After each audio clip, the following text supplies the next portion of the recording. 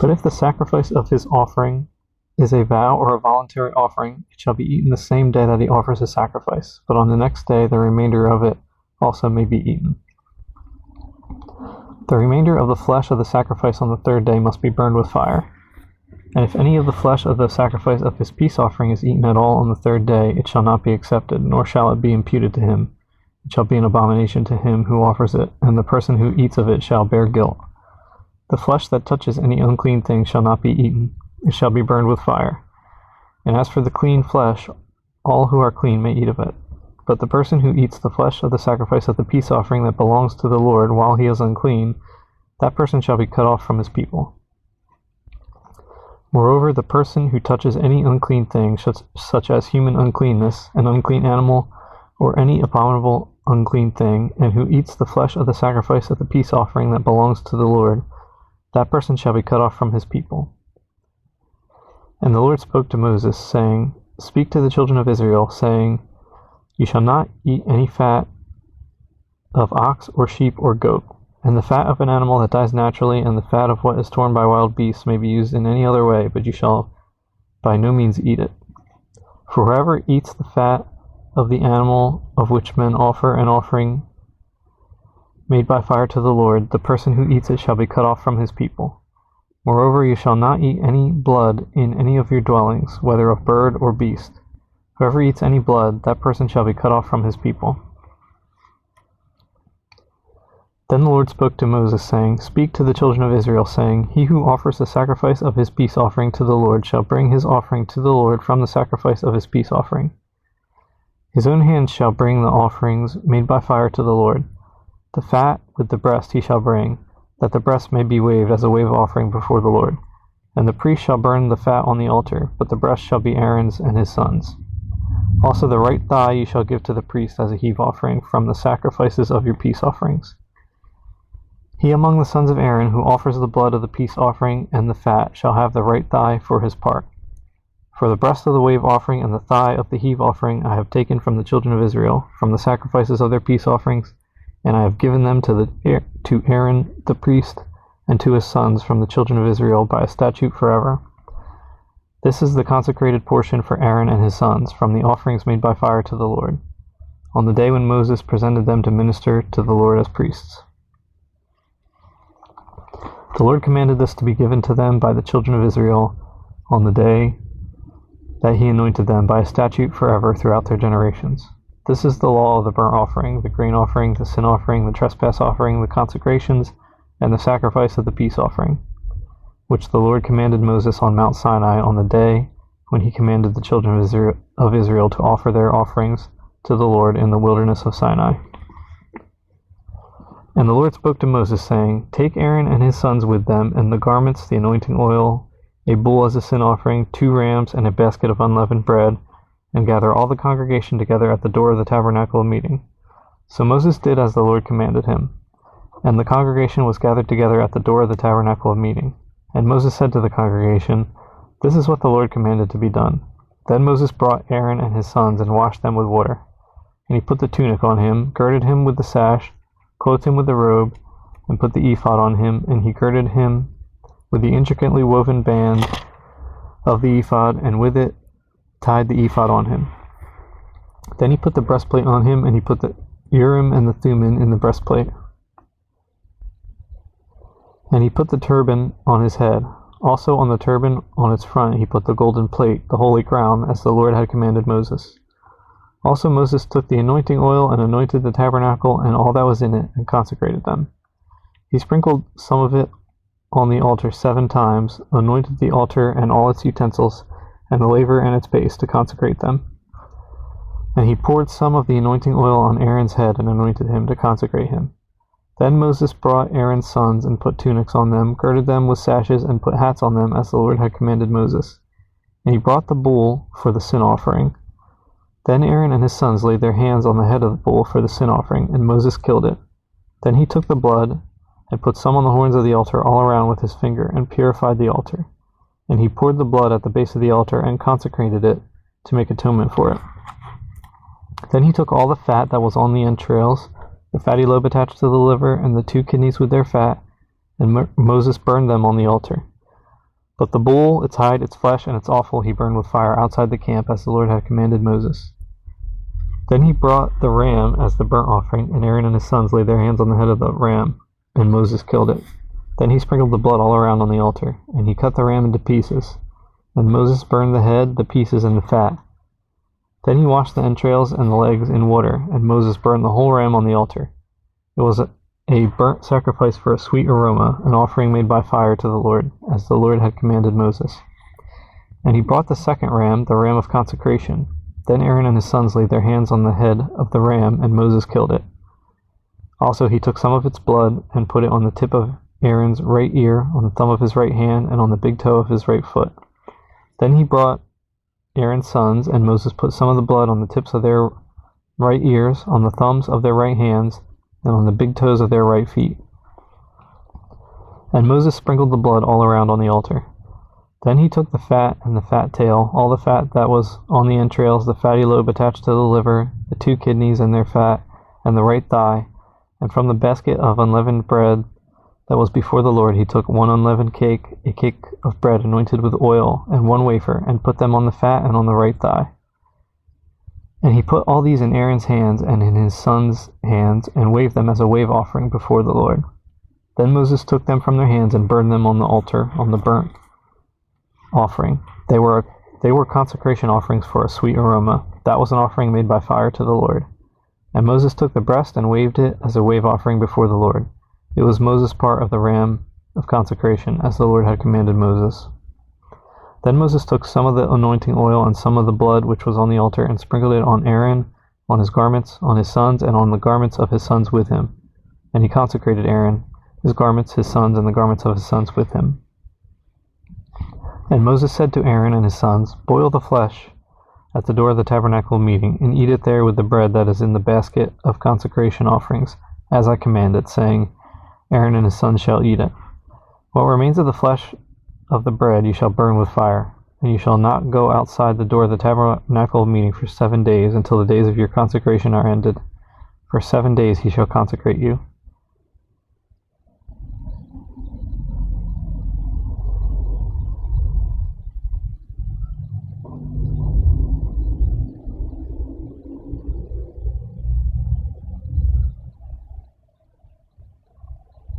As he has done this day, so the Lord has commanded to do, to make atonement for you.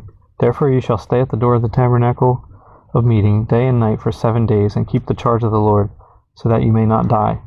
For so I have been commanded. So Aaron and his sons did all the things that the Lord had commanded by the hand of Moses.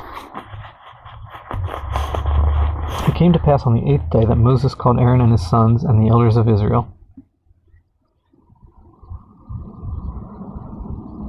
And he said to Aaron, "Take for yourself a young bull as a sin offering and a ram as a burnt offering without blemish, and offer them before the Lord.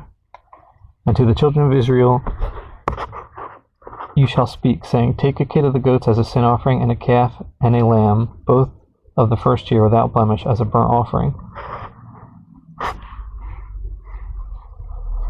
Also a bull and a ram as peace offerings to sacrifice before the Lord, and a grain offering mixed with oil, for today the Lord will appear to you."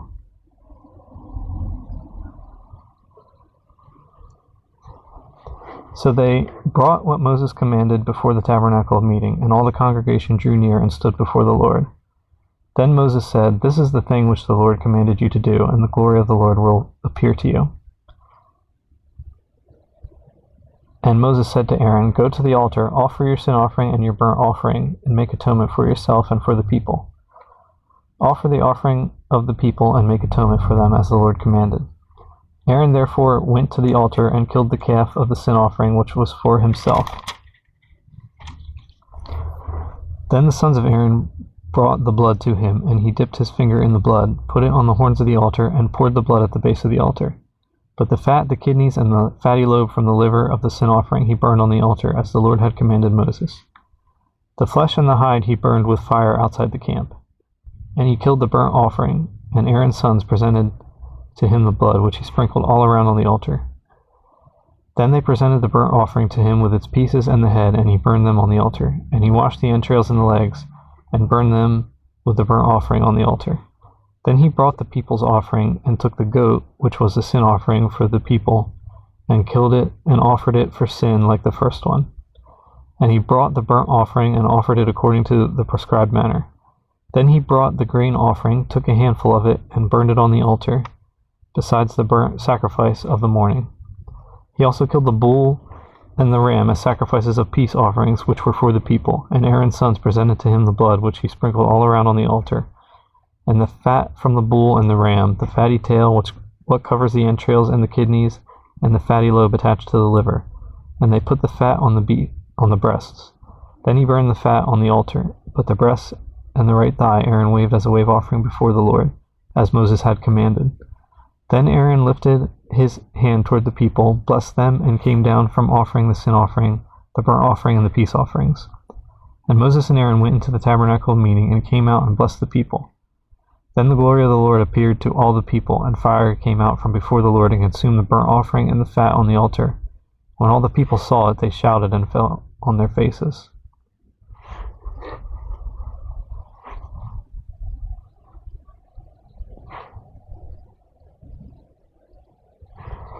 Then Nadab and Abihu, the sons of Aaron, each took his censer and put fire in it and incense on it, and offered profane fire before the Lord, which he had not commanded them. So fire went out from the Lord and devoured them, and they died before the Lord.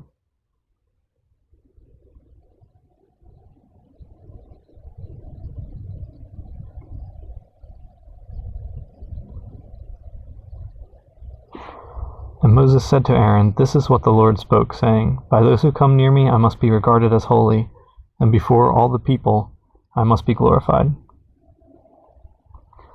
So Aaron held his peace.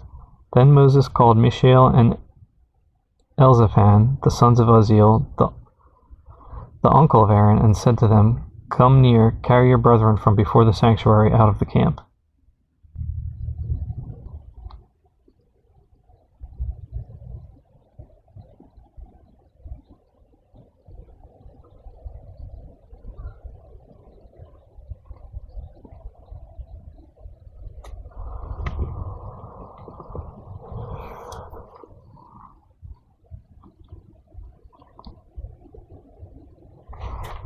So they went near and carried them by their tunics out of the camp, as Moses had said.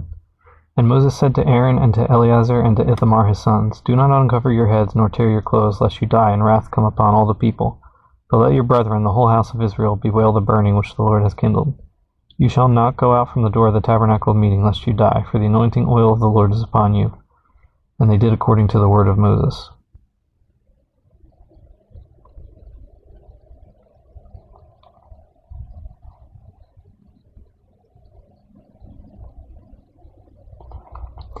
Then the Lord spoke to Aaron, saying, "Do not drink wine or intoxicating drink, you nor your sons with you, when you go into the tabernacle of meeting, lest you die. It shall be a statute forever throughout your generations, that you may distinguish between holy and unholy, and between clean and unclean, and that you may teach the children of Israel all the statutes which the Lord has spoken to them by the hand of Moses." And Moses spoke to Aaron and to Eleazar and Ithamar his sons who were left, "Take the grain offering that remains of the offerings made by fire to the Lord, and eat it without leaven beside the altar, for it is most holy.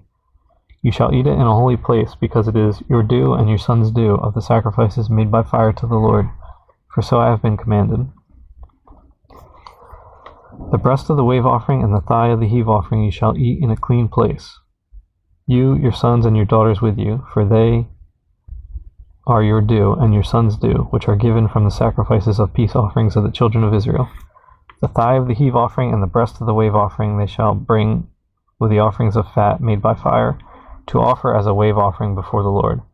And it shall be yours and your sons with you by statute forever, as the Lord has commanded." Then Moses made careful inquiry about the goat of the sin offering, and there it was, burned up. And he was angry with Eleazar and Ithamar, the sons of Aaron, who were left, saying, "Why have you not eaten the sin offering in a holy place, since it is most holy, and God has given it to you to bear the guilt of the congregation, to make atonement for them before the Lord? See, its blood was not brought inside the holy place. Indeed, you should have eaten it in a holy place, as I commanded." And Aaron said to Moses, "Look, this day they have offered their sin offering and their burnt offering before the Lord, and such things have befallen me. If I had eaten the sin offering today, would it have been accepted in the sight of the Lord?" So when Moses heard that, he was content.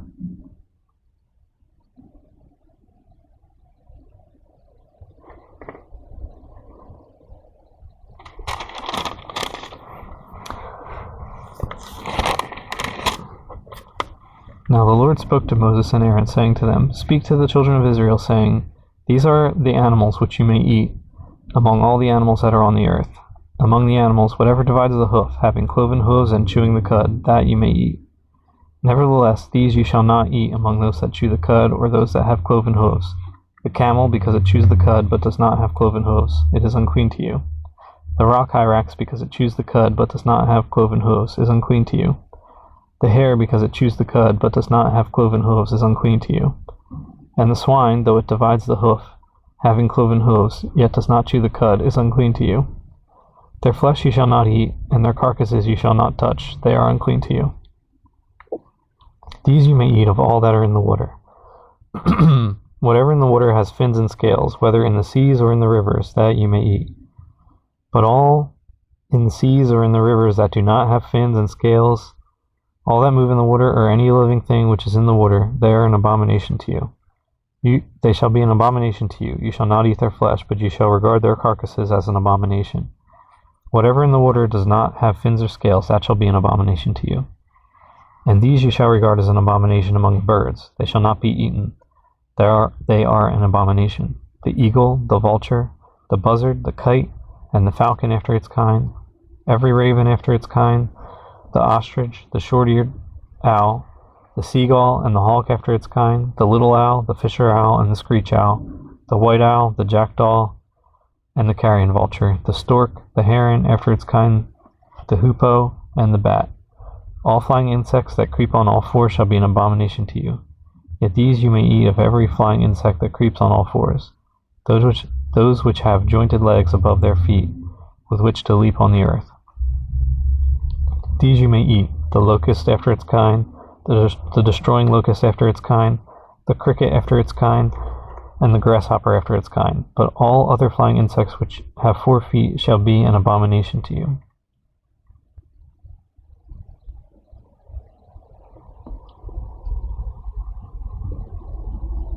By these you shall become unclean. Whoever touches the carcass of any of them shall be unclean until evening. Whoever carries part of the carcass of any of them shall wash his clothes and be unclean until evening. The carcass of any animal which divides the foot, but is not cloven-hoofed, or does not chew the cud, is unclean to you. Everyone who touches it shall be unclean. And whatever goes on its paws among all kinds of animals that go on all fours, those are unclean to you. Whoever touches any such carcass shall be unclean until evening. Whoever carries any such carcass shall wash his clothes and be unclean until evening. It is unclean to you. These also shall be unclean to you among the creeping things that creep on the earth: the mole, the mouse, and the large lizard after its kind, the gecko, the monitor lizard, the sand reptile, the sand lizard, and the chameleon. These are unclean to you among all that creep. Whoever touches them when they are dead shall be unclean until evening.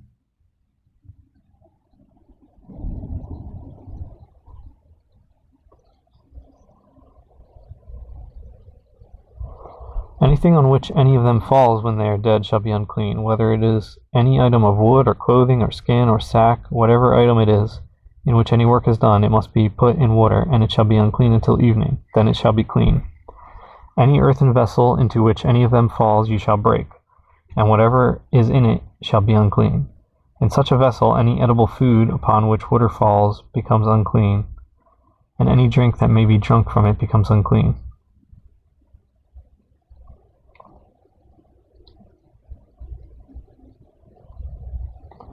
And everything on which a part of any such carcass falls shall be unclean. Whether it is an oven or cooking stove, it shall be broken down, for they are unclean and shall be unclean to you.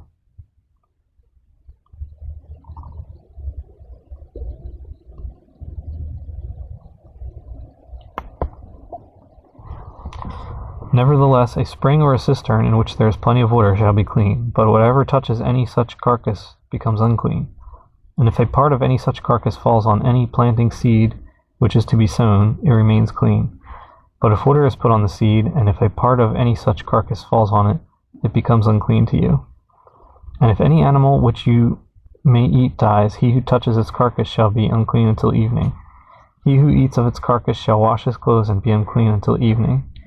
He also who carries its carcass shall wash his clothes and be unclean until evening. And every creeping thing that creeps on the earth shall be an abomination. It shall not be eaten.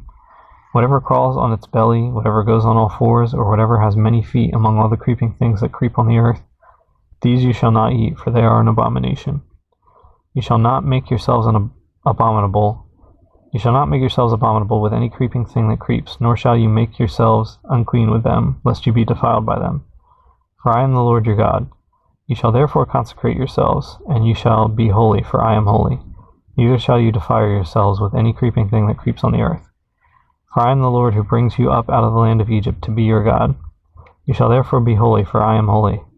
This is the law of the animals and the birds and every living creature that moves in the waters, and of every creature that creeps on the earth, to distinguish between the unclean and the clean, and between the animal that may be eaten and the animal that may not be eaten. Then the Lord spoke to Moses, saying, Speak to the children of Israel, saying, If a woman has conceived and borne a male child, then she shall be unclean 7 days, as in the days of her customary impurity she shall be unclean. And on the 8th day the flesh of his foreskin shall be circumcised. She shall then continue in the blood of her purification 33 days. She shall not touch any hallowed thing, nor come into the sanctuary until the days of her purification are fulfilled. But if she bears a female child, then she shall be unclean 2 weeks, as in her customary impurity, and she shall continue in the blood of her purification 66 days.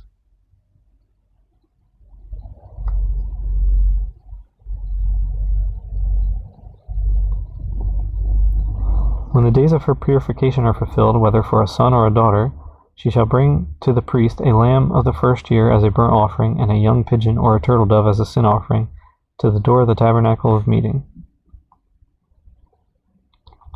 Then he shall offer it before the Lord and make atonement for her, and she shall be clean from the flow of her blood. This is the law for her who has borne a male or a female. And if she is not able to bring a lamb, then she may bring 2 turtle doves or 2 young pigeons, one as a burnt offering and the other as a sin offering. So the priest shall make atonement for her, and she will be clean. And the Lord spoke to Moses and Aaron, saying, When a man has on the skin of his body a swelling, a scab, or a bright spot, and it becomes on the skin of his body like a leprous sore, then he shall be brought to Aaron the priest, or to one of his sons the priests. The priest shall examine the sore on the skin of the body, and if the hair on the sore has turned white, and the sore appears to be deeper than the skin of his body, it is a leprous sore. Then the priest shall examine him and pronounce him unclean. But if the bright spot is white on the skin of his body, and does not appear to be deeper than the skin, and its hair has not turned white, then the priest shall isolate the one who has the sore 7 days. And the priest shall examine him on the 7th day, and indeed, if the sore appears to be as it was, and the sore has not spread on the skin, then the priest shall isolate him another 7 days. Then the priest shall examine him again on the 7th day, and indeed, if the sore has faded, and the sore has not spread on the skin, then the priest shall proclaim him clean. It is only a scab, and he shall wash his clothes and be clean.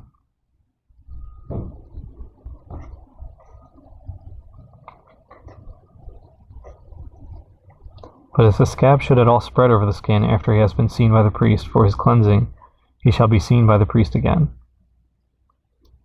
And if the priest sees that the scab has indeed spread on the skin, then the priest shall pronounce him unclean. It is leprosy. When the leprous sore is on a person, then he shall be brought to the priest. And the priest shall examine him, and indeed, if the swelling on the skin is white, and it has turned the hair white, and there is a spot of raw flesh in the swelling, it is an old leprosy on the skin of his body. The priest shall pronounce him unclean, and shall not isolate him, for he is unclean.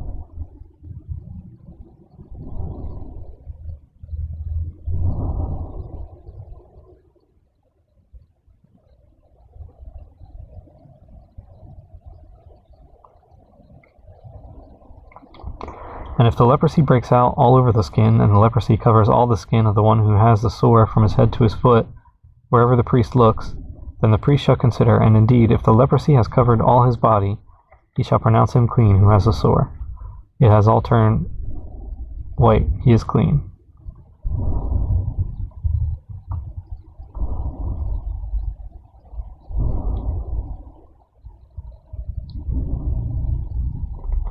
But when raw flesh appears on him, he shall be unclean. And the priest shall examine the raw flesh and pronounce him to be unclean, for the raw flesh is unclean, it is leprosy. Or if the raw flesh changes and turns white again, he shall come to the priest, and the priest shall examine him, and indeed, if the sore has turned white, then the priest shall pronounce him clean who has the sore. He is clean. If the body develops a boil in the skin and it is healed, and in the place of the boil there comes a white swelling or a bright spot, reddish white, then it shall be shown to the priest. And if, when the priest sees it, it indeed appears deeper than the skin, and its hair has turned white, the priest shall pronounce him unclean. It is a leprous sore which has broken out of the boil. But if the priest examines it, and indeed there are no white hairs in it, and it is not deeper than the skin, but has faded, then the priest shall isolate him 7 days. And if it should at all spread over the skin, then the priest shall pronounce him unclean. It is a leprous sore. But if the bright spot stays in one place and has not spread, it is the scar of the boil, and the priest shall pronounce him clean. Or if the body receives a burn on its skin by fire, and the raw flesh of the burn becomes a bright spot, reddish white or white, then the priest shall examine it, and indeed, if the hair of the bright spot has turned white, and it appears deeper than the skin, it is leprosy broken out in the burn. Therefore the priest shall pronounce him unclean. It is a leprous sore.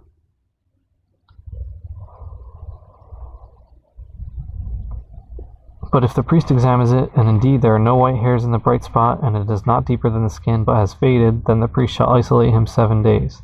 And the priest shall examine him on the 7th day. If it has at all spread over the skin, then the priest shall pronounce him unclean. It is a leprous sore.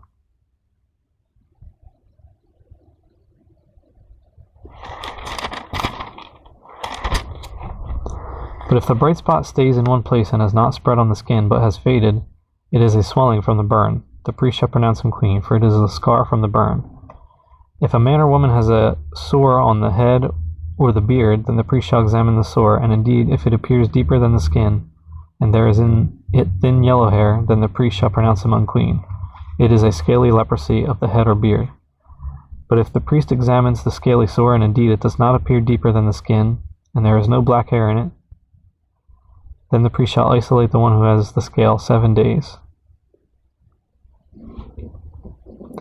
And on the 7th day the priest shall examine the sore, and indeed if the scale has not spread, and there is no yellow hair in it, and the scale does not appear deeper than the skin, he shall shave himself, but the scale he shall not shave.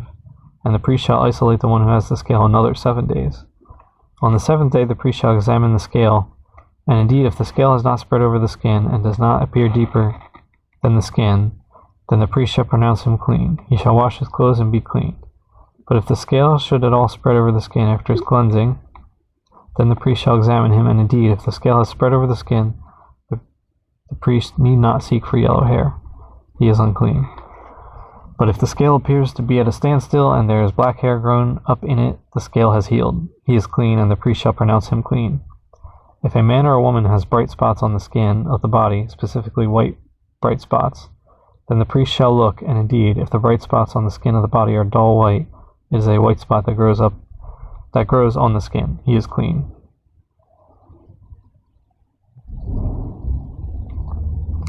As for the man whose hair has fallen from his head, he is bald, but he is clean. He whose hair has fallen from his forehead, he is bald on the forehead, but he is clean. And if there is on the bald head or bald forehead a reddish white sore, it is leprosy breaking out on his bald head or his bald forehead. Then the priest shall examine it. And indeed, if the swelling of the sore is reddish white on his bald head or on his bald forehead, as the appearance of leprosy on the skin of the body, he is a leprous man. He is unclean. The priest shall surely pronounce him unclean. His sore is on his head. Now the leper on whom the sore is, his clothes shall be torn and his head bare, and he shall cover his mustache and cry, "Unclean, unclean." He shall be unclean. All the days he has a sore, he shall be unclean. He is unclean, and he shall dwell alone. His dwelling shall be outside the camp.